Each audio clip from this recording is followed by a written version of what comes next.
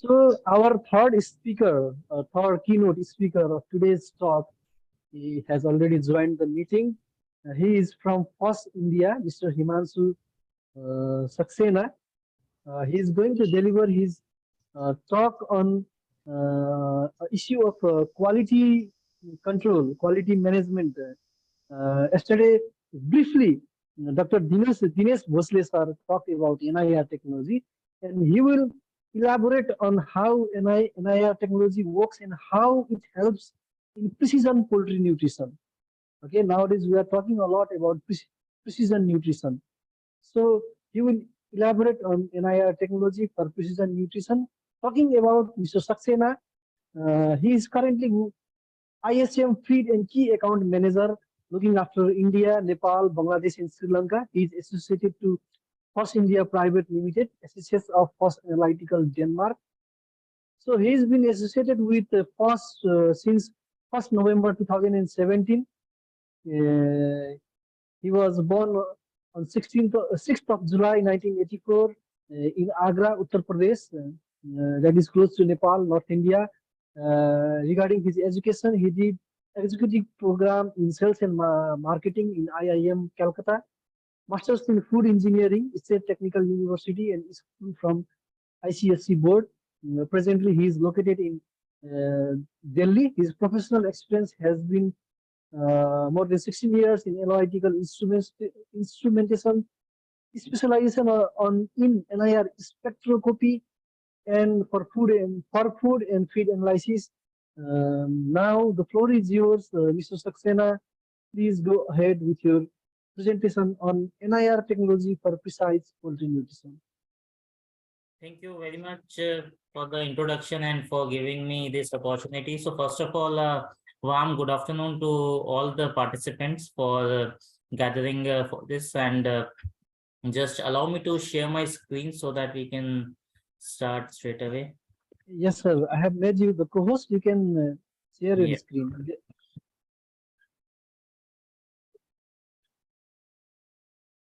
So I hope my screen is visible. Yes.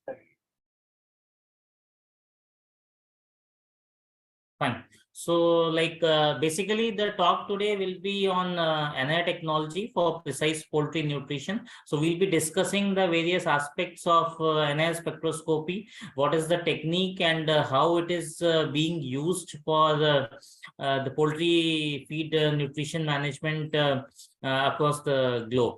And I've already been introduced, so I'll skip this part, and thus I'll just focus that my major experience has been around NIR spectroscopy, because all these years in my professional career I have been somehow associated with the working of NIRs, and then feed and forage has been one of the major segments wherein NIRs are well accepted globally. So that gives me some knowledge of the domain, and I'll try and share whatever I can with you. So again, thanks to all the participants for coming in for this. So right. So to start with, I think before we talk about the NIR and how it is used in poultry nutrition, we'll briefly discuss about the key aspects of poultry nutrition itself. Although you are all from the veterinary field, so you all know it much better than me. But then just to set up the perspective, basically the key components of poultry nutrition are revolving around some of the key ingredients. And then we all know water is one of the major ingredient of any diet. Same goes true for poultry. And then the source of water is, of course, all the ingredients which we are kind of adding in our poultry formulations, plus then whatever amount of water we need to add to kind of maintain our formulation standards. Then the carbohydrates, which are the major source of starch or which provide the bulk. So this is generally coming from all the cereals and cereal byproducts like corn or maybe other cereals. Then you need a fat to kind of ensure a proper binding in the feed. And this basically comes from your rice bran and then from the other de-oiled cakes, and then it may be also added during the process. And then another most important component of the poultry diet is protein. So because that ensures the optimal growth of the birds, and then for the set purpose, so that the timely growth is achieved. And protein majorly comes from the vegetal protein sources as well as the animal protein sources. So this includes all your soy meal, soya DOC, different type of cakes and meals from mustard, cotton, gluten meals, and then of course meat and fish meal, and then bone meals. So these are the major source for protein. And then you have in minerals, which may come from ingredients, but then majorly added as mineral mixes and all. And then same goes true for vitamins, and there could be some other minor nutrients which will be there. So in general, any poultry feed formulation will be revolving around these key ingredients or components, we can say. And then the thing to notice is that each of these components has its own nutritional as well as economic value to the feed. So water has its own importance to kind of formulate the feed and ensure the digestibility of the feed to the birds. Same is the role of carbohydrate, protein, fat. So each has a specific role in the overall nutritional contribution, and also each of these ingredients has an economic value. Just take the example of water, like how much water is there. Like if you can add 1% more water to your feed without influencing the properties or the quality, without compromising on the quality, that can have a correlated lot of economic value if you have large volumes. So it is very important to then analyze and control all these key ingredients for the nutritional as well as the economic value to help create the best formulation and in the most cost effective way. So that is where the discussion will revolve around. And then if you talk about the quality control in feed industry, so then why is it important, or what is the role of the quality control in feed operations? First, most important is the selection and segregation of your raw materials. So you want to ensure, if you want to make a poultry feed of a consistent quality, you have to ensure that your raw materials are also of the consistent desired quality, and you are then able to segregate. Even if you are not getting the raw materials of a consistent quality, you are able to kind of segregate them and then use them to kind of ensure a formal final product which is as per your specifications. Then to ensure fair payment, so you pay your suppliers or your vendors what you are getting. So if you are getting a soy meal of 45% protein, you pay it for 45%. If you are getting at 40%, you pay for 40%. So that ensures that you are paying the right prices for your ingredients. You minimize your reworks and the process losses. You meet your end customer specifications. You can comply to the government regulations which are in place. And then most importantly, you can build up your brand and product quality through the consistency in your process. So these are the major roles where the quality control lab kind of supports operation of a poultry feed mill and the poultry nutrition. And then there are different kind of lab setups which can be in place depending on the size of the company, maybe sometimes the location of the company, and many other things for that matter. So if you talk about smaller mills or mills which are kind of mainly catering their own consumption or their own farm, so they may have a very basic glassware assembly setup which will have a low initial cost, setup cost, and this will be mainly to serve the purpose of compliance objectives. So if there are any government regulatories for that you should test your material at a certain frequency, so then with such labs you can ensure that okay, you are able to kind of serve the compliance objectives. But then as the business grows, as the volumes increase, as the load on the lab increases, you are not able to kind of use this kind of a setup to ensure the quality of product and then to manage the throughput. So then the second kind of solution comes in the form of your kind of a semi-automatic or automatic chemical instruments, which are involving a medium level setup investment, and then they're suitable for tier 2 or tier 3 companies which have sample loads of say around 20 samples per day.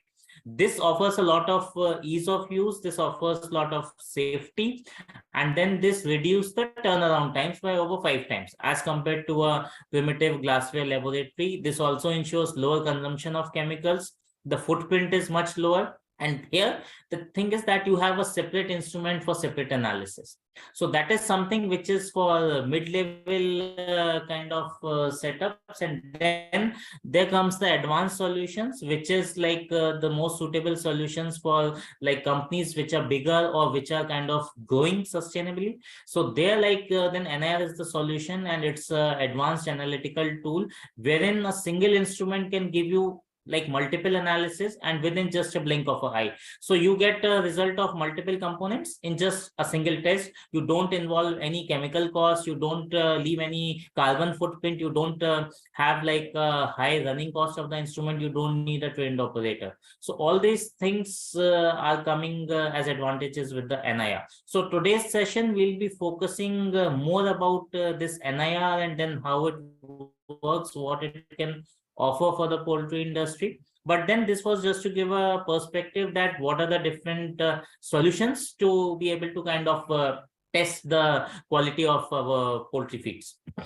So when we talk about NIR, it's important to also discuss that why NIR is important. NIR is important because there are a lot of challenges which are associated with the chemical methods or the reference methods. One is like the use of chemicals which are hazardous. Like if you are testing protein, you have to work with sulfuric acid, and then like the disposal of these chemicals is also a challenge many times. And then like you need highly skilled operators to kind of perform the chemical analysis. You need much larger manpower to kind of be able to cater the same sample load, and you need a much bigger footprint in the lab. So you need more space, you need more people, you need more skill set. So these are some of the challenges which are there with the wet analysis, and NIR offers overall benefit and a much quicker return on investment when we kind of take into account all these challenges which are there on the wet lab part. And then some of the key areas for NIR to consider is that it's very fast. So in single 1 minute, you get analysis report. You can test multiple parameters in the same test, in the same instrument. You have a broad range of applications. You can test your raw materials. You can test your intermediate products. You can test the finished feed, and the results are accurate and repeatable. So not much of manual power is required. So these are digitally connected instruments, easy to maintain, easy to run, and then it saves a lot of operator time because they're not so much operator dependent. And then of course no use of chemicals, so that saves again your cost as well as your carbon footprint, and a very easy to operate thing which anybody with a basic qualification and a basic training can operate. So these are some of the advantages which NIR offers over the chemical analysis instruments. Now we talk of the utility segments for NIR.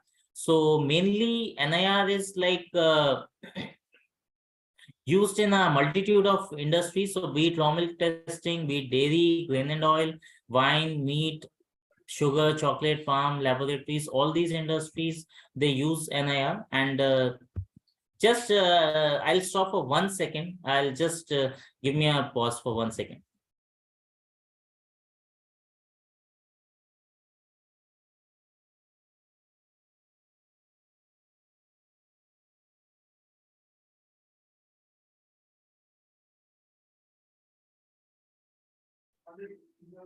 Sorry, I had to just take a small break. So I was talking, I'm audible, right? Yes, audible. Okay. Yes, audible. Right, so we'll continue. So I was just mentioning like what are the key industries wherein NIR finds application. So these are the areas wherein NIR has been used for many time, and then like its established application is there for NIR. But then having said that, feed and forage by far remains the industry which utilizes NIR the most globally. So if you will see the utility of NIR technology in different industry segments, feed and forage is the market wherein it's utilized more. So globally, I think more than 70-80% of the feed mills, they have migrated from the chemical analysis to NIR, and then they are realizing the potential of NIR. They are realizing what economic value NIR can add to their operations, and then how they can streamline their processes. And it's not considered just as a quality control tool. It is considered as something which can help improve the efficiency of the overall process. So we'll talk about more on how the NIR is useful for the feed industry, especially for the poultry. Yeah.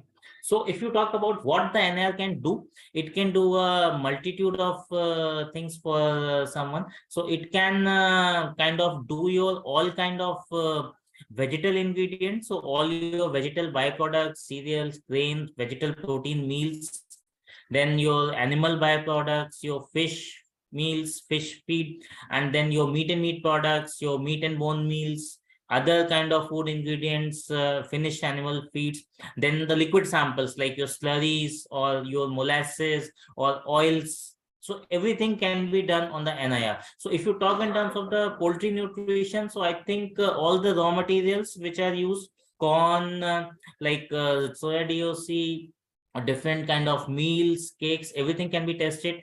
Any intermediate products can be tested, and then the finished feed can be tested.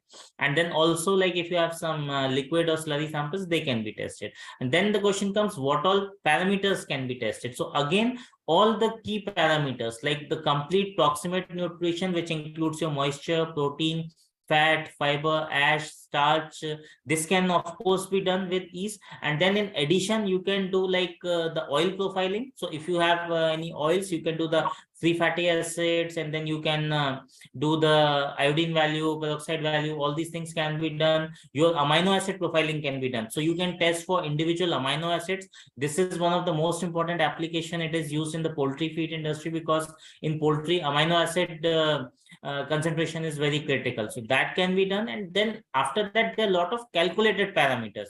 So when I say calculated, these are parameters which may not be like technologically we like the correct parameters to do with NIR, but then with some kind of calibration technique or some calculations, we can predict them also. And when we talk about calculated parameters, like you can do phosphorus, you can do calcium, you can do energy, you can do some kind of digestibility. So all these things can be done. And then there are many other scope of work. Like I know people who have even used NIR instrument to like predict heavy metals, although that is something which we never claim is in the scope of NIR. But then with the large database and with some years of concentration and then working on the NIR, people have developed those kind of profiles as well. So NIR comes with like huge scope of work for the industry. And then let's go into the technicalities of the technology. So how this one instrument is able to do the work of different instruments, and then without any use of chemicals and within such a quick time.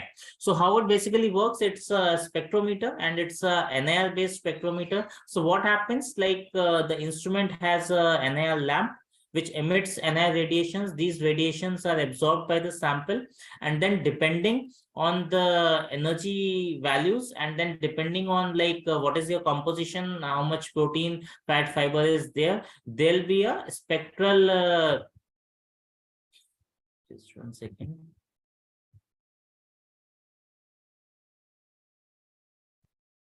Yeah, so basis the spectral response of the sample, NIR will plot these kind of spectras, and then these spectras then are combined or interpreted with the help of a calibration model, and then the results are predicted, which are expressed in layman terms, like in the direct percentage composition terms. So this is the basic of NIR.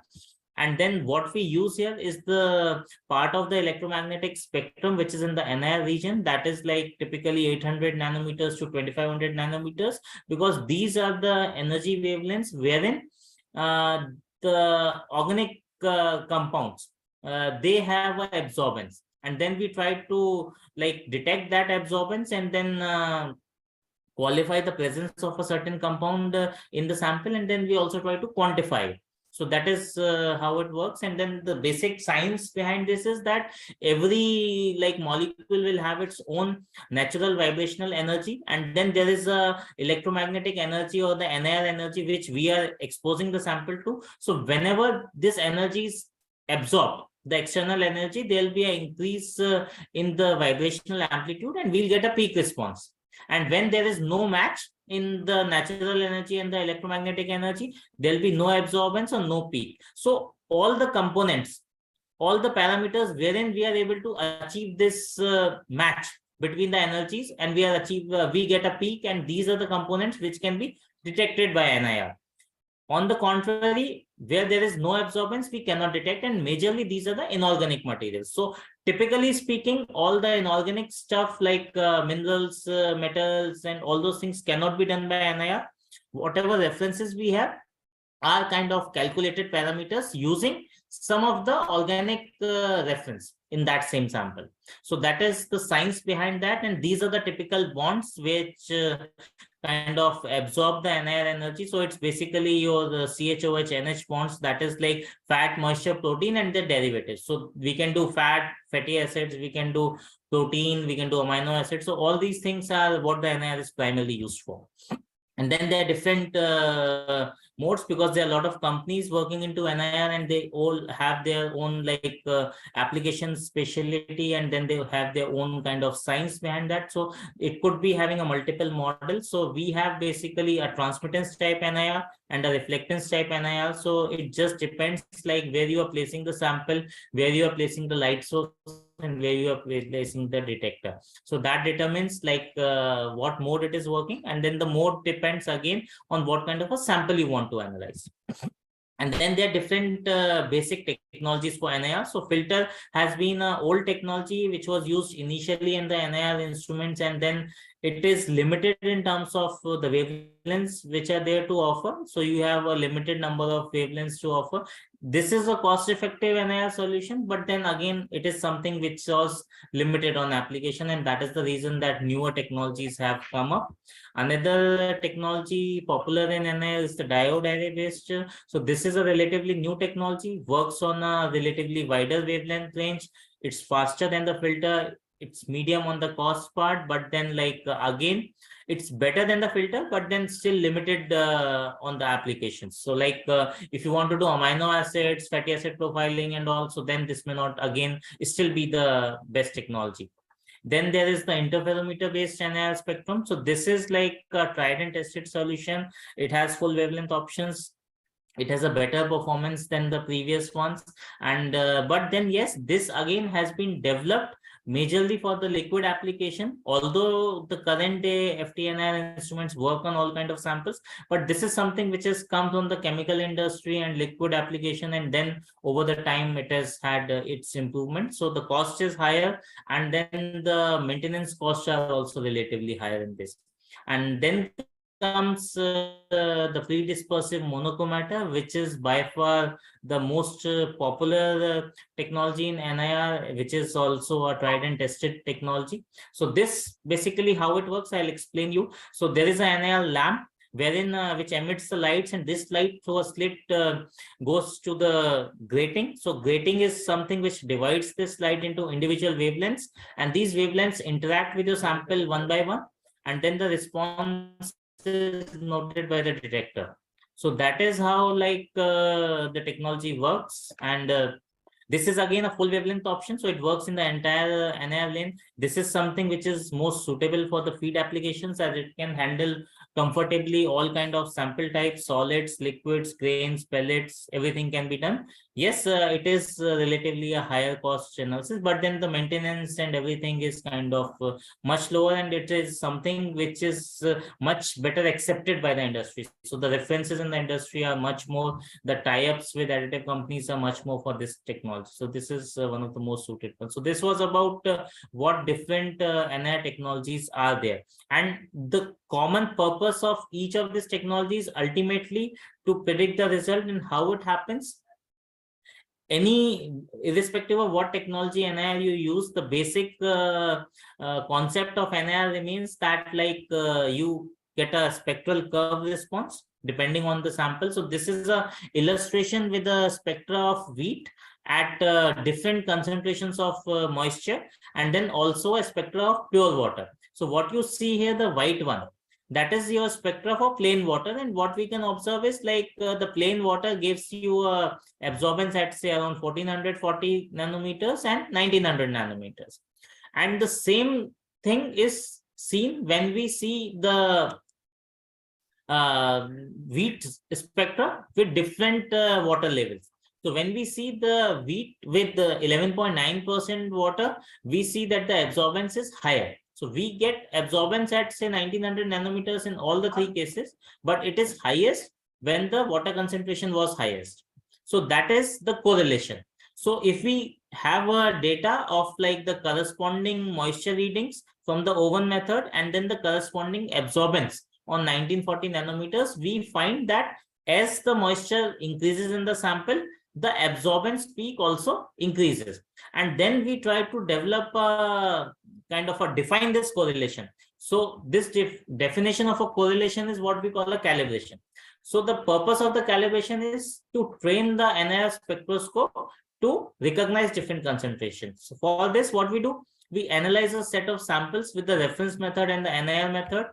We then combine this data in a calibration software, and then we develop this relationship. So this relationship in a normal form will be kind of a multiple linear regression, wherein like you put in the absorbance values of your sample, and then the parameter is detected. So for example, it's moisture, same ways it can be like for protein, for fat and fiber. And then all this is then combined into a single kind of a program, and that program is fed into the instrument, so that on the user level, when you put the sample, you simply within 1 minute get the result in like percentage form. So all this science, which I explained in the last few slides, is something which is happening in the background.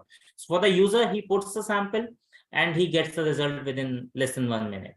And then again the question comes that then who develops this calibration? So all these NIR companies like Foss and other companies, so they have their own calibration libraries because they have been working in the industry. So if I can talk about Foss has been the leader in this technology, and then in the poultry we have more than 1,000 installations globally. So we have a very robust database. So like we have instruments which can be used from day one. Then there are all the feed additive companies who have their own databases, especially for amino acids and extended parameters. So they help the customers use the NIR for those applications. And then there are some third-party organizations, or there are many customers who also do their own calibration. So there are multiple options available in the market.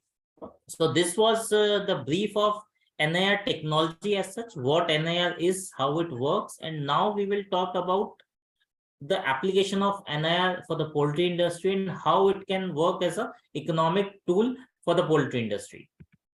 So what is happening in the industry is like there's a lot of volatility which is coming up in the market. So it can be owed to extreme climate conditions, it can be owed to like the wars going on, or it can be owed to any of the global crises which are there. It can be owed to COVID. So what is happening as a result that the raw material availability, both the quality as well as the prices, are not certain. So there's a lot of volatility in that. We see like ingredients like soy meal are always so volatile that their availability is a concern. People have started looking for alternatives, and all those things are happening in the market. And then another aspect is that at the same time, when the raw material availability is a concern, but then the focus is improving on animal nutrition. So government regulations are coming in place, and then a lot of things are happening, and everybody is trying to work on how they can improve the feed composition and how they can increase the feed conversion rates. And then this clubbed up with the digitalization requirements, as well as all the globalization happening, all the integration which is happening. So it is kind of day by day making it difficult for the smaller and medium enterprises to kind of do business. So this is one aspect of the market. And what is happening because of that, the requirements of the quality management are changing. So earlier people were using the analysis tool as only a method of monitoring the quality of the product, or just to kind of fulfill the kind of compliance objective. But now what is happening, they are starting to think is an economic tool, and they are trying to see that how any solution can help them manage the industry volatility, how it can kind of constantly come up with better handling of variations in your raw material supplies and optimizing your margins, and then through all this like ensure a correct final product quality. And then as supply chains and regulations are becoming more complex, the need of transparency of data is also becoming very important, because it's not only about analyzing now, it's also about like how you are able to utilize that analysis report to kind of overall improvement of the efficiency. So these are some of the things which are happening. And then what happens, courtesy this, like there are some areas which then the professionals have started demanding, and one of the areas is that they want their analytical solutions to be always ready. So anybody in a process industry now, he wants that if he's using any solution, that solution or test method should be fast, it should come up with a low unscheduled downtime, and it should help them optimize their processes in the feed manufacturing. So this is one area, one requirement, and this is something which is pushing people from switching to the reference methods to kind of things like NIR, because they're more streamlined, they kind of improve your efficiency, and then they help in the overall control of things. Then any solution should produce results that can be trusted. So again, like people want their test methods to be accurate, so that when they're dealing with their suppliers and their customers, there are no quality disputes. So they want something which is well accepted across the trade. And then they want smart data management. So what is happening is not only the concern is about generating data and results, it's also important to now make sure how you can use that data for the overall benefit from your analytical work. So these are some of the critical requirements which are there for the industry. And then NIR is a solution which can help cater to all these instruments through its capabilities. So this is, if you talk specifically about Foss, because I represent Foss, then we have this instrument called NIR DS3, which is advanced feed analysis solution for everyone. And this is something which we kind of say as a smart analytical solution, because this is something which is always ready, it can deliver results which you can trust, and it enables your smart data management. So how it does it? Because it first of all gives you the capability to control your process, to test samples throughout your process, right from the raw material intake to the mixing stage, or like any intermediate stage to the final product sampling. So you can control all the samples throughout your process. You can analyze different type of samples. You can analyze solids, slurries, liquids in the same instrument, and then it's just a push button operation. So it is something which is very easy to use, which is always ready to use, and then anybody can use it. So that is how it covers the first point of being always ready. And then this is something which helps you with making quick decisions. So if you have like 10 truckloads some raw material coming every day, so before you unload the material, you can simply check the sample, you have the result in your hand, and you know what you are buying. You can increase your sample frequency, you can increase the overall throughput of your lab, you can increase your batch wise testing. So that is all where it kind of helps. It's not only about giving a result in terms of the quality, but it's also improving the efficiency of your testing. And then the more you test, the better control you have on each batch. So earlier, if you were taking like say one sample in a day, now you can check each batch, each truckload with multiple of samples. So that is where it helps. And then it helps you pay the right price for your raw materials, and reduce your raw material cost. So if you are buying say soy meal for X value, and then you have a threshold for your claim, so any supply will not be consistent. But then if you are not testing at a frequency, you are bound not to kind of be able to kind of notice that. But then if you have a higher frequency of testing, you are able to kind of monitor these variations, and then you are able to put up your claims. And then similarly, like if you have like to substitute a raw material, for example, if the prices of specific materials are very high, and if you have an alternative, so then you can kind of again like use your substitution. And even if you are able to kind of reduce say about 0.5% of your raw material costs by different mechanisms and different studies, so that also amounts to a lot of saving. These figures may not be relevant to everybody, because the currency is different, the volume of the mills may be different, but what is common is that there are savings. So once the first thing to accept is yes, it will have help savings. And then secondly, we can of course do our own calculations to see the potential of savings.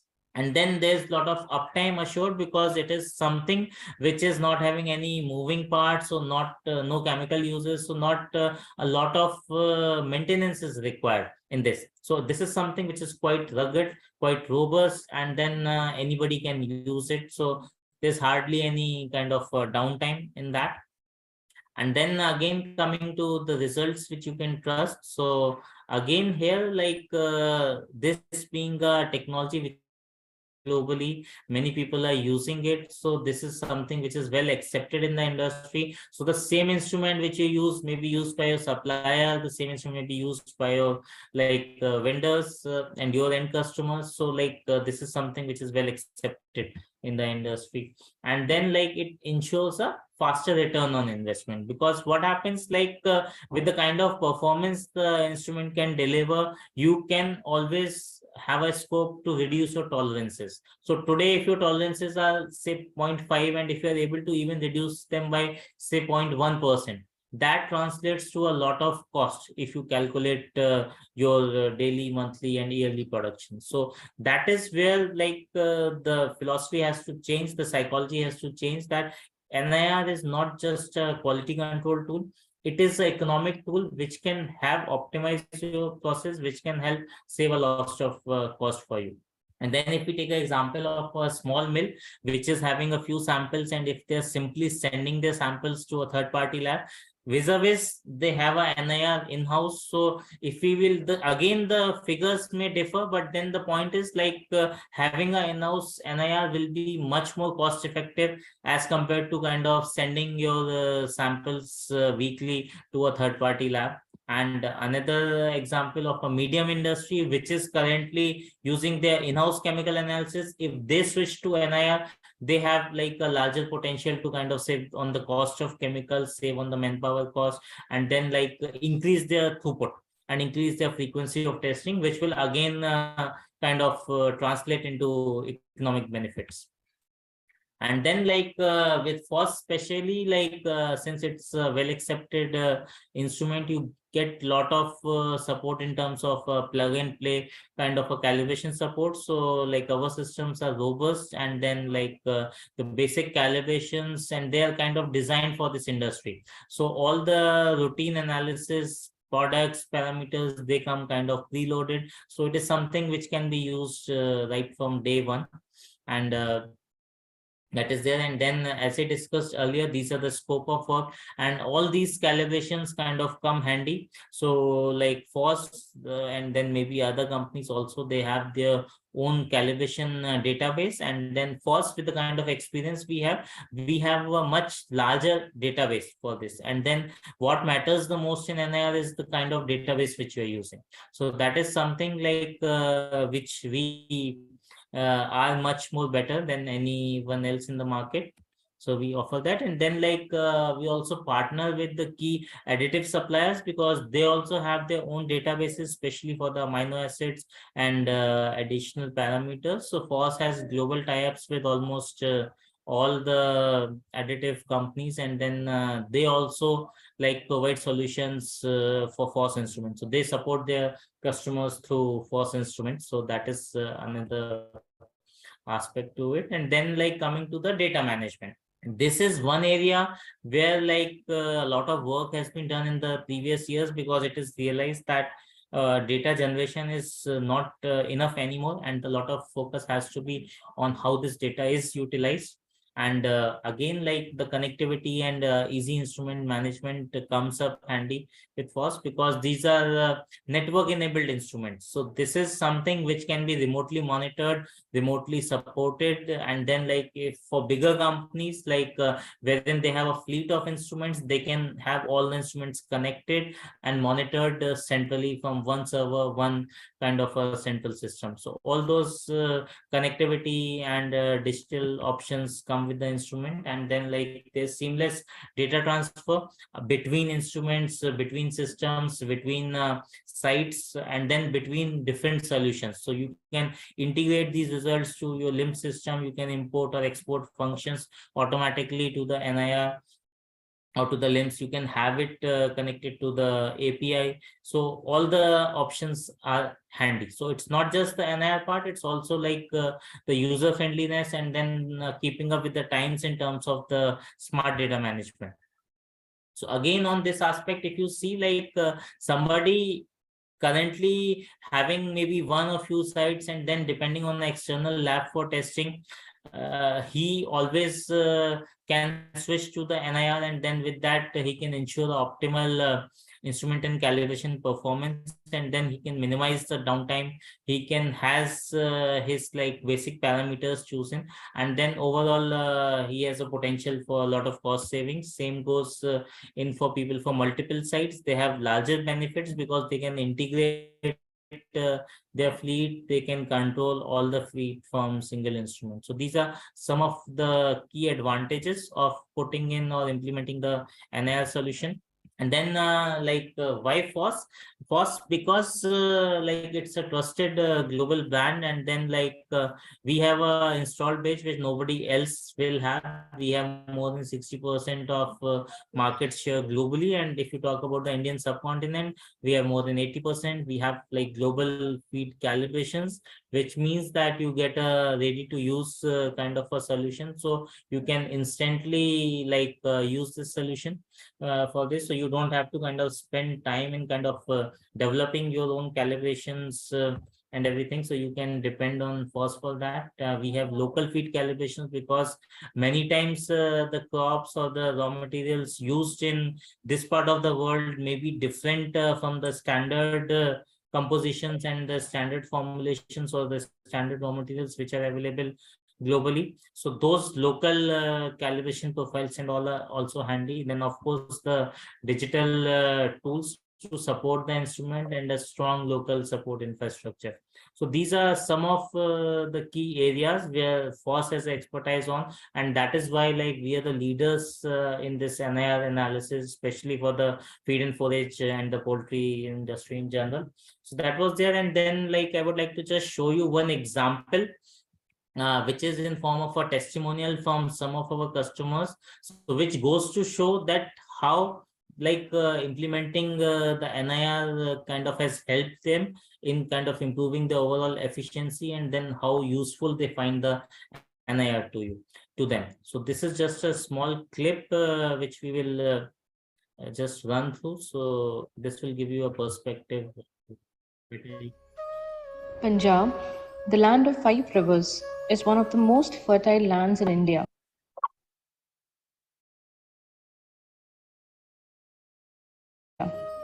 This region is ideal for growing wheat, rice, sugarcane, fruits and vegetables are also grown. Indian Punjab is called as the granary of India or India's breadbasket. Khanna, a small city in Punjab, which not only has the largest grain market in Asia, but also has a diverse population of cattle feed manufacturing plants that are aesthetically designed with state-of-the-art infrastructure and equipped with technologically advanced analytical tools. Over the last 60 years, Foss is creating best-in-class solutions that secure and improve food quality. Some of our prominent feed and forage clients in Punjab are using Foss NIR to test their feed quality and to make the right decisions, without compromising on animal welfare and food safety, for which we choose Foss, NIR and wet chemistry machines, which help us in testing various parameters such as protein, fat, oil in food grains and feed. In terms of quality control, Foss instruments helped us to save time and money in testing of raw materials and finished products. Our service engineers ensure that your solution is running at peak performance for maximum productivity. I'm using the machine Foss and NIRS from the past 1 year, and calibrations which are used by this machine are really fast and accurate. Their representatives is in constant touch with us, and we are in contact with them.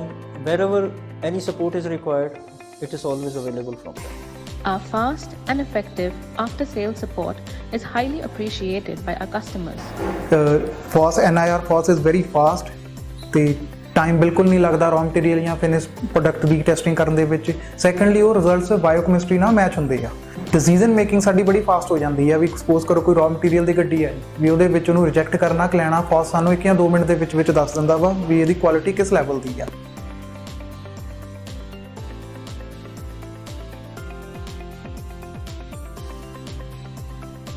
Last year we have added Foss NIR in our quality system, and earlier when we was analyzing our raw materials, like it was time taking, but now with Foss NIR testing is very fast.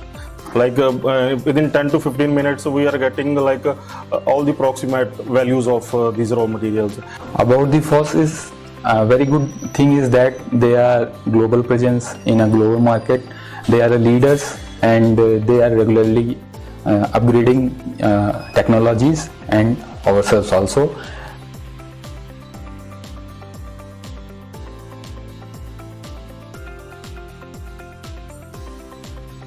We are using Foss instruments since 2015.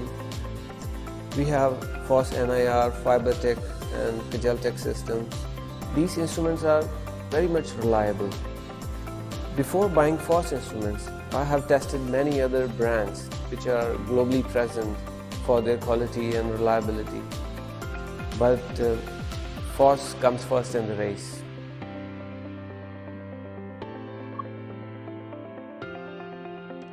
We have a very robust network in Punjab. We choose Foss because they are market leaders and they have a robust network in Punjab and a very user-friendly network. Foss NIR is a complete package for feed industry solutions. They all had one common thing to say to us. We are happy with Foss. We are happy with Foss. Foss is the best. Foss is the best. Foss is the best. Foss is best. Foss is best. Foss is the best.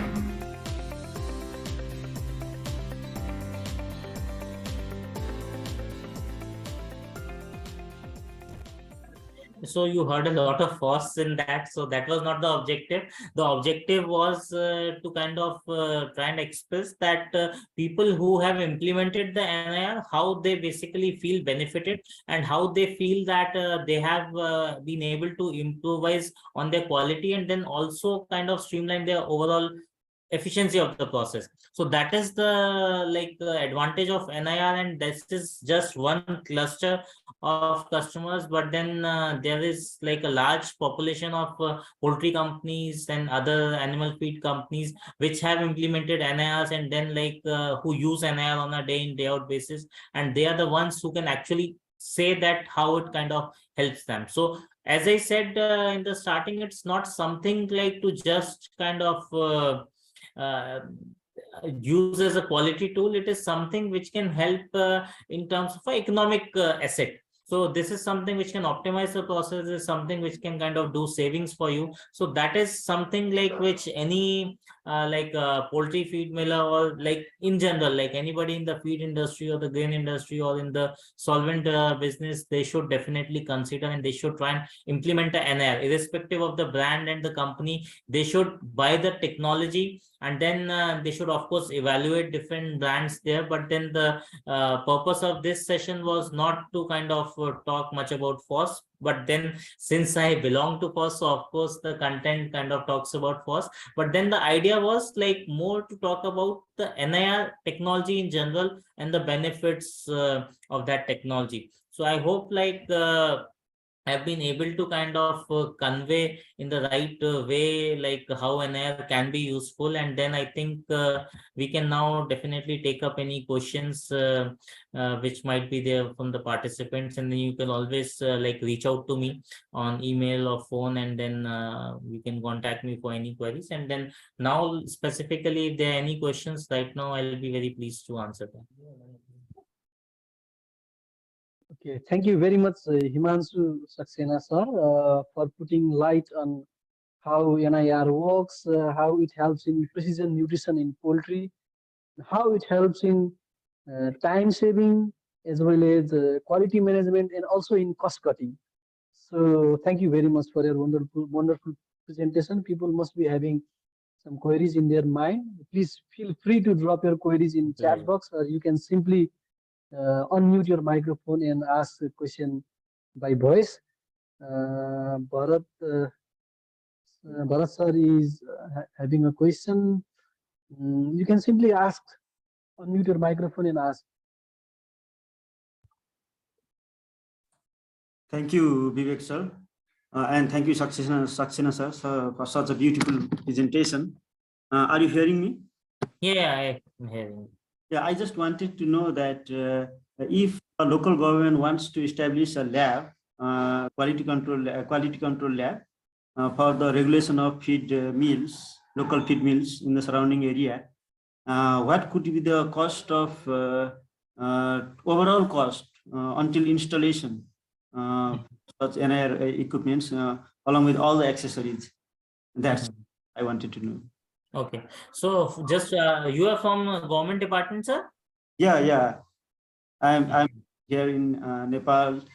Here I work in National Livestock Breeding Office. We also have a small feed mill, but currently I want to know this for all the local governments, because they may ask us just for that purpose. Okay. Yeah, so firstly, like for your information, like I would like to say that already like your National Livestock Quality Management Lab, they're using the NIR.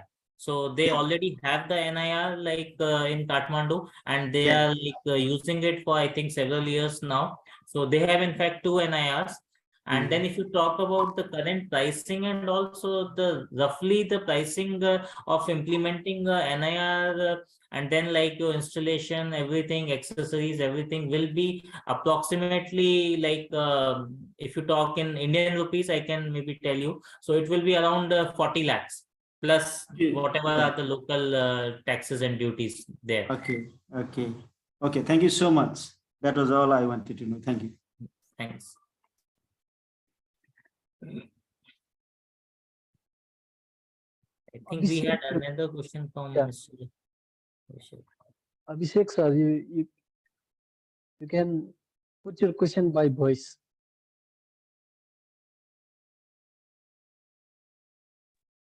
Hello, sir.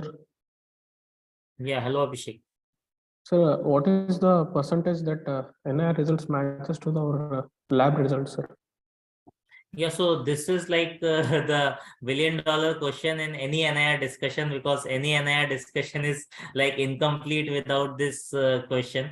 And the simple this thing is there's no simple answer for this actually, because NIR, it is a empirical method.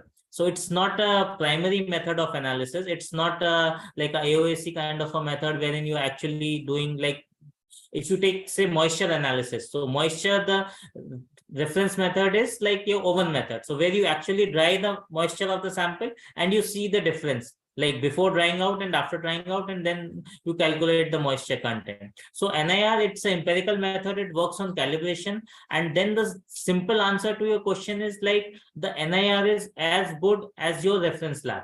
So again, what is most important is like the reference lab, which we are using as a standard on which we are calibrating our NIR. So what the NIR can offer, it can offer you the same kind of performance, not a better one, definitely, because it's based on the reference. But yes, in terms of repeatability, in terms of minimizing the manual errors, so their NIR can definitely offer a advantage, because the repeatability of NIR will be largely better than the repeatability of the reference lab. But yes, when you say about matching the results with the wet chemistry, so the first thing is we need to standardize the wet chemistry lab. We have to take the reference lab and then we match. And then if you talk in the layman terms, if you ask me to quote a percentage, so then the percentage of error will be in the range of 0.2 to 0.5% plus minus for a calibrated instrument. I hope that answers your question to some Yes, sir. Yes, sir. Thank you, sir. Thank you. Any more questions? Hi, Himanshu. This is Omkar Singh from Mumbai. Hello, Mr. Omkar. Thank you very much for your such a beautiful presentation. Actually, in India, we have been using it maybe perhaps for more than 10 years. Like for example, for me, I may not be having Foss with me, but like the feed from where we buy, mostly pre-starters, like you can say Jaffa, you can say Godrej, or probably, I don't know whether yesterday you were present. Dinesh Bhosle was, I think Dinesh Bhosle also have, they are one of the laboratory in Pune, where Right. they take samples from us. Correct. Whether we are their customer or not, they take samples from us, and they, what you call that, they deliver the report probably actually in the same day to us. Right. I mean, we have been sending not only to the Dinesh Bhosle, another like Jaffa, like Jaffa, like Godrej. Whenever we send by courier, I mean, the day they receive, the same day we get analysis. I must say that, we have a saying for NIR: nothing less, nothing more, but precise. I mean, while making a formulation, when we were doing a wet chemistry for maize, generally people wants to know maize, analysis for moisture content or maybe for aflatoxin. But we found out yesterday that last whole year, the protein percentage of maize was never more than 7.75%, as the standard in formulation was nothing less than 8.5%. So total, the 10% variation of maize was, and this was only possible through NIR, because we could get 100 samples done or maybe 20 samples done in a day. We could do 40 samples or 80 samples in a month on every day, on every alternative day. Like every truck was examined. So we came to know that we don't know why the protein content was coming. Anyway, beggars are not choosers. So whatever we used to get, we have to consume it. But likewise, we changed our matrix value, and the whatever performance variation used to come, that performance, I mean, you can just estimate if the 10% protein content comes in maize, which is being used at 68% level. Probably, I think more than 1.5% of protein was actually a fake protein, which we were formulating in our feed formulation.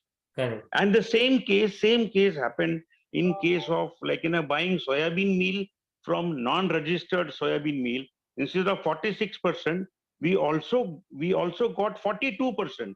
Now the same wet chemistry also would have given, but the same wet chemistry might be giving more than 3 days and 4 days, and by the time truck is, we cannot hold back the truck. I mean, of course, it all depends upon the worth, understanding and utilizing it. But it is I also just want to know, what is the difference between NIR and online NIR? Okay, fine. So first of all, thank you for putting up the perspective, right? So as you rightly said, the main the utility or the USP of NIR comes in that you are able to increase your frequency of testing. So as you rightly said, every truckload you can test, and then parameters which may not be of general concern, like protein and corn, so they can also be monitored without any kind of additional effort on that. So that is something which can help kind of in overall improving the process efficiency. And then, as you said, even if you have to consume that raw material, you can at least kind of think about some substitution or segregation, or kind of adding some additional this thing to overall kind of maintain the formulation.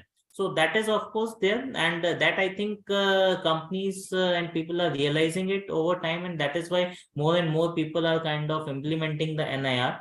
And then coming to your question of the difference between online and the lab NIR. So online NIR is something which can be mounted on the line itself. So if you talk about, say, the raw material, so if you have a kind of a bin supplying soya DOC, you can put a NIR on that line itself or on the bin, and that will continuously monitor your protein content for the soya DOC. and you can set up the tolerances. So whenever the tolerances is kind of going plus or minus, it can take whatever corrective action like you define, you can connect it to your plant PLCs. And then like if you have to kind of vary the amount of soy DOC going in depending on the protein concentration, that can be done. So that is basically the online NIR.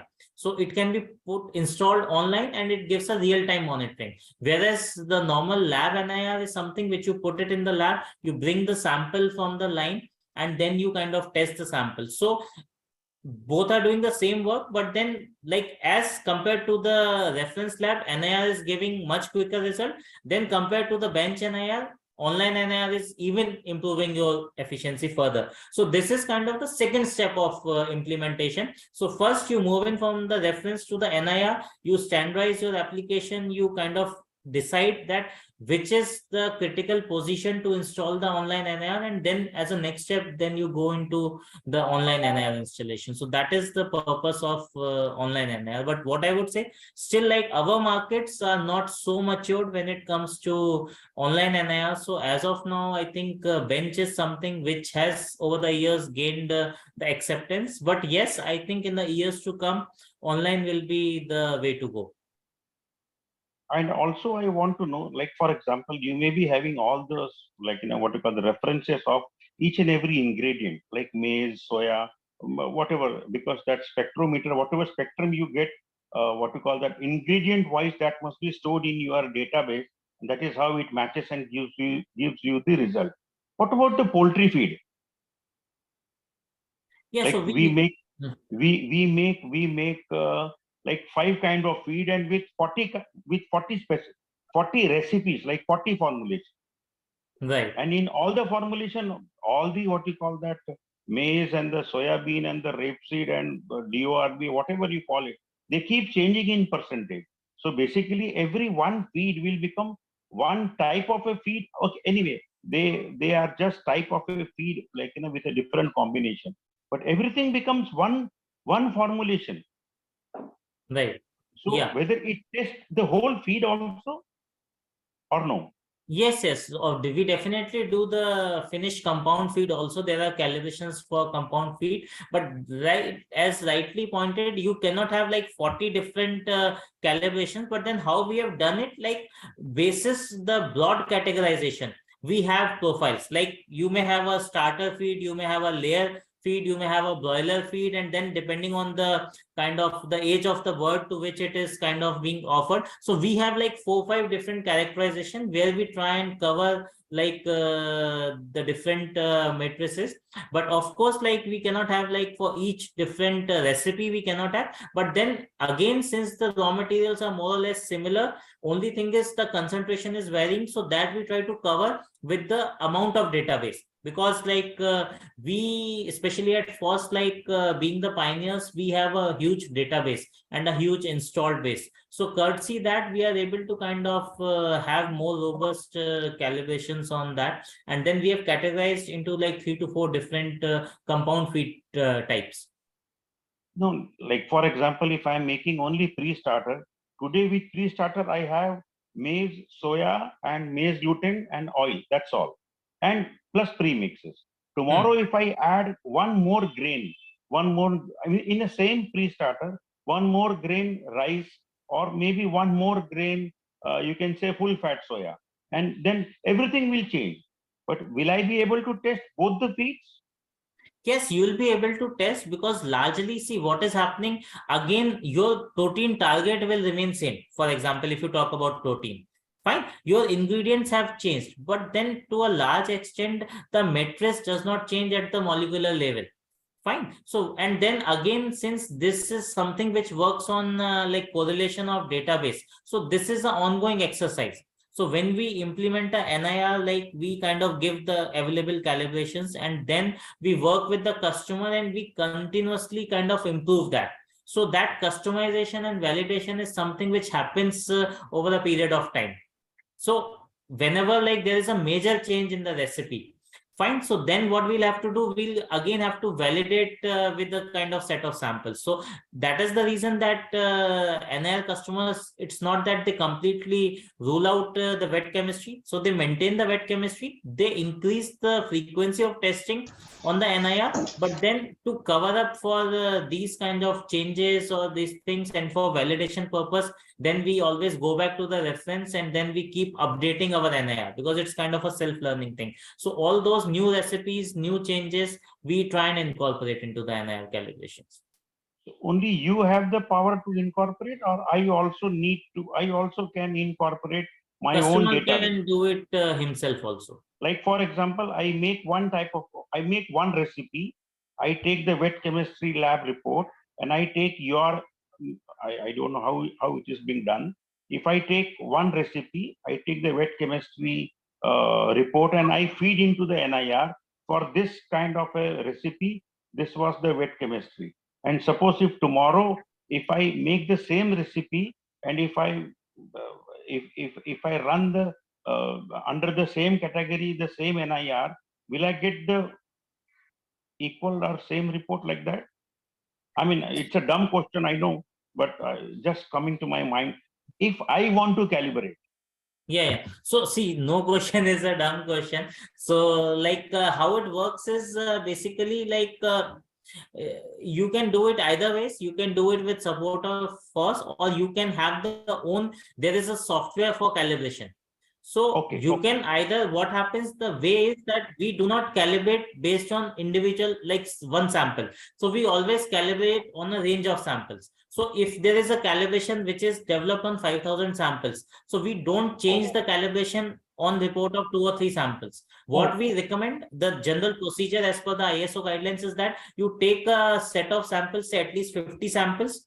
Those 50 samples should be covering your variation, and those 50 samples or 30 samples at least, you should do the wet chemistry, you should scan on NIR, and then we do the validation exercise. So that validation either can be done through Foss, or I can understand number of samples, 30, 50, that's all right.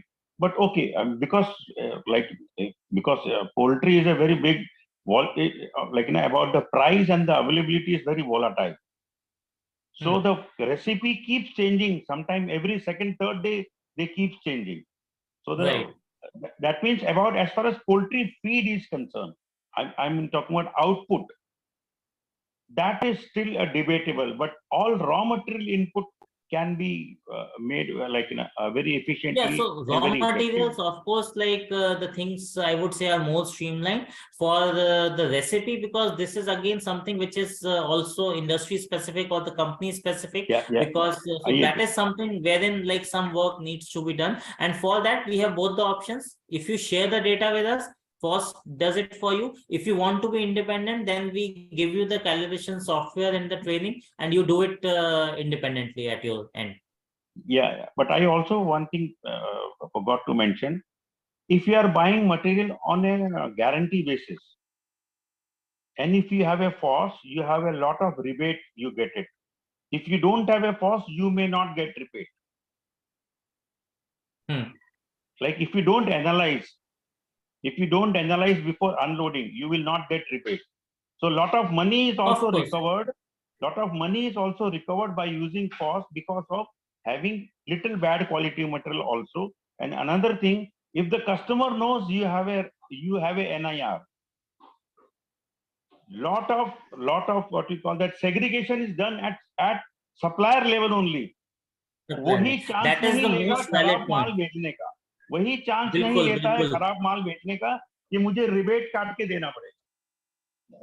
Correct. So that's the most important point, because if you have implemented a NIR, the supplier knows that कि ये मेरा हर load check होगा, तो वो क्या है कि he will also know कि हाँ मेरे 5 अगर कस्टमर्स हैं तो इसमें से कहाँ टेस्टिंग नहीं होती है, कहाँ टेस्टिंग होती है. So of course that will save you from being the target of poor supplies. Yes. Thank you very much, Himanshu. Thank you very much. That's what I wanted to. Thanks, Mr. Mangal. Okay, thank you very much, Himanshu sir. Any questions? If anybody is having in their mind, please feel free to make them addressed. Okay, I think no question. Thank you. Thank you very much for your wonderful presentation, Himanshu sir. Thank you for being available to us on such a short notice. And we look forward to cooperating with you in days to come as well. Yeah, And thanks a lot. My pleasure, like being part of the program. Okay. And so, dear participants, we have set the tone for the ultimate thing we intend to do. We intend to do feed formulation. At last, we have discussed about the digestive physiology of chicken, about the different protein sources, mineral sources, and energy sources. Likewise, different feed additives, feed supplements, like how the feed mill is designed, how it works, the different processes, mixing procedure, and feed processing procedure, and even the quality control and the latest technique on the quality control. So tomorrow we are going to learn the feed formulation by two techniques. One, feed formulation by using Excel sheet, and the other, feed formulation by using a software. So, and before those two topics, we will have a short session tomorrow on nutritional diseases in poultry. So again tomorrow we will be joining at the same time. Once again, I would like to thank all the three speakers of today's session: Mr. Himanshu sir, Mr. Harjot Singh sir, and Dr. Vikas Puri. Thank you, and thank you to all the participants for their overwhelming enthusiasm and interest. Thank you all. Thank you very much. Thanks everyone. Bye bye. Take care. Bye.